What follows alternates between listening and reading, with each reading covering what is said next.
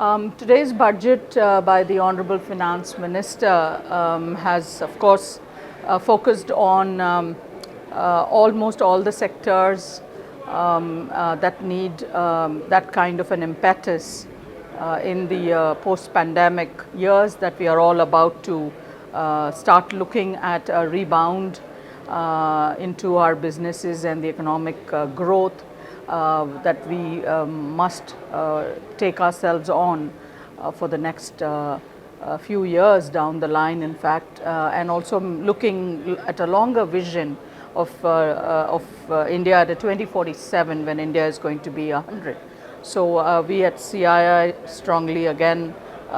believe and work towards long-term goals which do take us and keep us focused on such activities and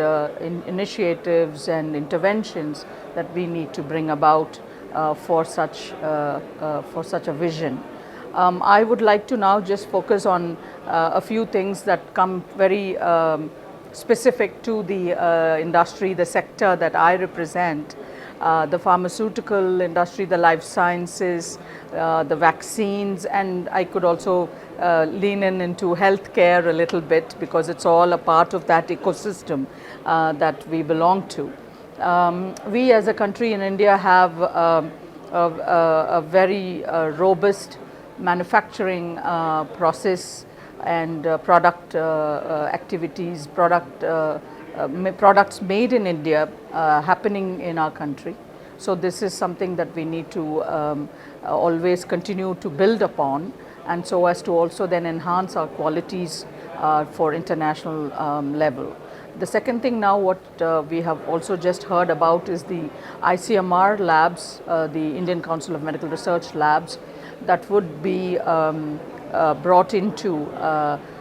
creating models of private-public partnerships, public-private partnerships, in order to build on the R&D ecosystem and the innovation that is required for future product building and product development in terms of new molecules and new vaccines and new healthcare interventions that are required. The additional impetus on education and skilling, especially for the medical sciences, in terms of the nursing and all the other paramedical areas of interventions that are required, has been also spoken about. The 157 new nursing colleges that are going to be brought up, in addition, in line with the medical institutes that are already there. So I think this will also definitely bring about that kind of an impetus, where paramedics and the nursing and all the other medical fraternity that is required in order to be competent in terms of handling the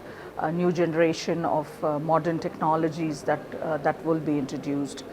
So I think on the whole, this is, and there's also going to be, there are certain sectors where maybe screening of certain disease burdens as we go about in the years to come. There are issues like TB that we face as a country, and there are also issues of other genetic disorders which have to be looked at. And I think sickle cell anemia, tuberculosis, cholera, infectious diseases, prevention, all these things go hand in hand in how we build our health systems to a much higher grade of quality and effectiveness in public health. So I think on the whole, the budget has covered predominantly most of these areas in terms of building a robust healthcare system for the country going forward. Thank you very much.